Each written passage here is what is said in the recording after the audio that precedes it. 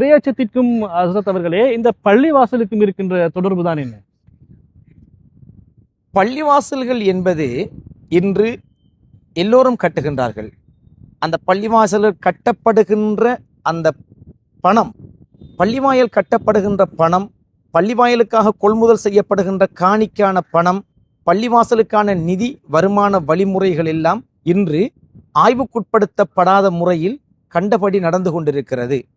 பள்ளிவாயலை யார் கட்ட வேண்டும் என்பது கூட ஒரு கவனயீனமாக எல்லோரும் பள்ளி கட்டலாம் என்கிற சிந்தனை வந்துவிட்டது. இதற்கு குர்ஆனிலே சூரத்து தௌபா என்கிற அத்தியாயத்தில் இருந்து நான் ஒரு உதாரணத்தை உங்களுக்கு சொல்கிறேன். குபா என்று சொல்லப்படுகின்ற இடத்திலே நபிகள் நாயகம் ஸல்லல்லாஹு அலைஹி வஸல்லம் அவர்கள் ஒரு பள்ளிவாயலை கட்டுகின்றார்கள். இஸ்லாத்தில் முதலாக கட்டப்பட்ட பள்ளிவாசல் குபா மஸ்ஜித் என்று சொல்லப்படும். அது எல்லோருக்கும் தெரியும். மஸ்ஜிதுன் நபவிக்கு முன்னதாக கட்டப்பட்ட பள்ளிவாசல். இந்த பள்ளிவாயலில் இருந்து மக்களை திசை திருப்ப வேண்டும் என்பதற்காக ஒரு குறிப்பிட்ட சில நயவஞ்சகத்தனமான சிலர் சேர்ந்து இன்னும் ஒரு பள்ளிவாயலை கட்டினார்கள்.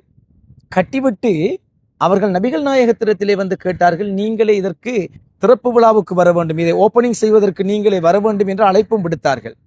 இந்த நேரத்தில் நபிகள் நாயகம் ஸல்லல்லாஹு அலைஹி வஸல்லம் அவர்கள் யோசித்துக் கொண்டிருக்கிற பொழுது அல்லாஹு தஆலா வஹி இறைக்கட்டளை இறக்குகிறான். லமஸ்ஜிதுன் உஸ்ஸிஸ அல தக்வா. இதான் அந்த விஷயம், முக்கியமான விஷயம். தக்வாவின் மீது ஸ்தாபிக்கப்பட்ட பள்ளிவாசல் தான் நபிகள் நாயகமே யா ரசூலல்லாஹ் நீங்கள் நின்று தொழுவதற்கு தகுதியானது என்ற வார்த்தையை அல்லாஹ் சொல்கிறான்.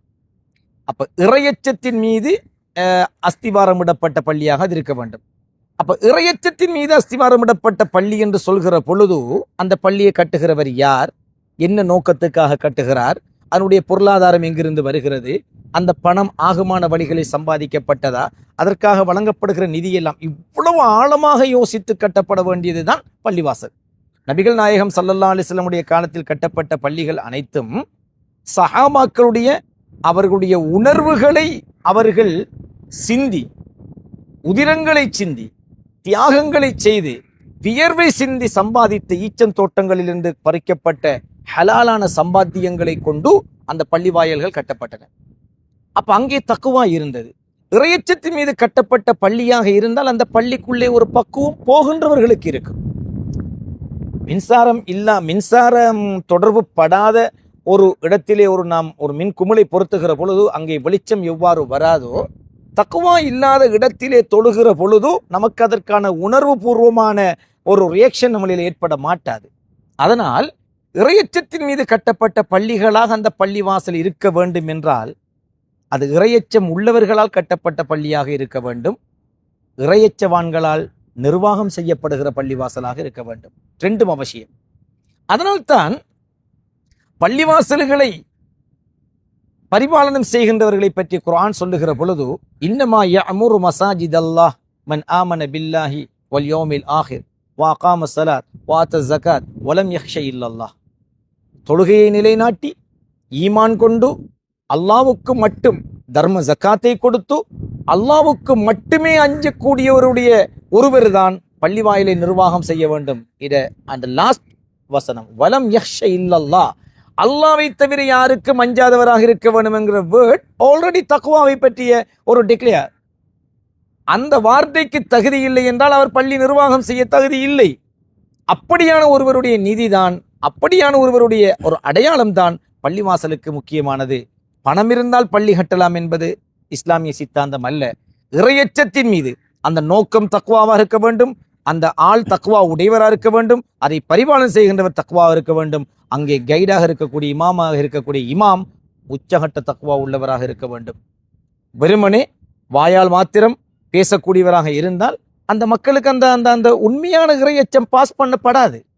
எனவே இந்த விஷயத்தில் நாங்கள் இன்று பலகீனமான ஒரு சமுதாயமாக இருக்கிறோம். இன்று நம்முடைய சமூகங்கள், ஊர்களுக்குள்ளே தக்குவா இல்லாமல் சொசைட்டி ரீதியான பள்ளிவாசல்கள் உருவாகுகின்ற ஒரு மௌட்டீக காலத்தை நாம் அடைந்திருக்கிறோம். ஒரு சொசைட்டி தான் விரும்பினால் என்ஜிஓக்கள் மூலமாக அல்லது எங்கிருந்து வருகிறது என்ற விசாரணையை இல்லாமல் பணங்களை பெற்று சிறிய சிறிய பள்ளிவாயல்களை உருவாக்கி ஒன்றாய் வாழ்ந்த சமூகம் பலதாய் பிரிந்து ஒற்றுமையை இழக்கின்றோம். அப்ப அங்கே தக்குவா இருக்கா? ஆனா அதே காலத்து பழைய காலத்து பள்ளிவாசல்களை பாருங்கள். அந்த பள்ளிவாசல் கட்டட அமைப்புக்குள் நுழைந்தாலே ஒரு அச்சம் ஏற்படும், ஒரு உணர்வு ஏற்படும். இப்பொழுது கல்யாண மண்டபங்களுடைய அமைப்பிலே பள்ளிவாசல்கள் மாற்றப்பட்டு விட்டன. அங்கே தியாகங்கள் இல்லை, அங்கே உணர்வு பூர்வமான செயல்பாடுகள் இல்லை, பிரசங்கங்கள் கூட ஒரு ஒரு ஒரு கவர்ச்சிகரமானதாக இருக்குமே தவிர இதயத்தை பக்குவப்படுத்தக்கூடியதாக இல்லை. மனிதன் தொழுதுவிட்டு வெளியே வருகின்ற பொழுதே மீண்டும் பாவத்துக்குள் சென்று விடுகிறான். அவன் திருந்திவிட்டு வெளியே வருகிறானா என்றால் அது கேள்விக்குட்படுத்தப்படுகின்ற விஷயமா இருக்கு. எனவே பள்ளி வாசல்கள் தக்வாவின் மீது ஸ்தாபிக்கப்பட்டால் தான் நாயகமே யா ரசூலல்லாஹ் ஸல்லல்லாஹு அலைஹி வஸல்லம் நீங்கள் அந்த பள்ளியில் தொழுவதற்கு அந்த பள்ளி தகுதியானது என்று அல்லாஹ் சொல்கிறான். அது நாயகத்துக்கு மட்டும் சொல்லல, நம்மளுக்கும் சேர்த்தான் சொல்கிறான்.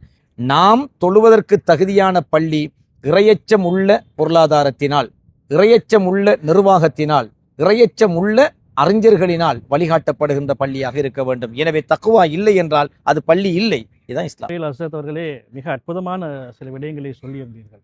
இந்த பள்ளிவாசல் எப்படி ஒரு இரையச்சம் உள்ள பள்ளிவாசல் என்பதற்கான ஒரு விளக்கத்தை தந்திருந்தீர்கள். ஆனால் உண்மையில் எமது சமூகம் சிந்திக்க வேண்டிய ஒரு விடயம் இருக்கிறது ஹஸ்ரத் அவர்களே. சில ஊர்களில் பிரம்மாண்டமான பள்ளிவாசல்களை கட்டி வைத்திருப்பார்கள். நீங்கள் சொன்னதை போன்று தொழுகைக்கு 1 அல்லது 2 சபுகள் தான் இருக்கும். அந்த ஊரிலே நிறைய குடும்பங்கள், நிறைய ஆண்கள் இருப்பார்கள். ஆனால் பள்ளிக்கு வராத ஒரு சூழல் இருக்கிறது.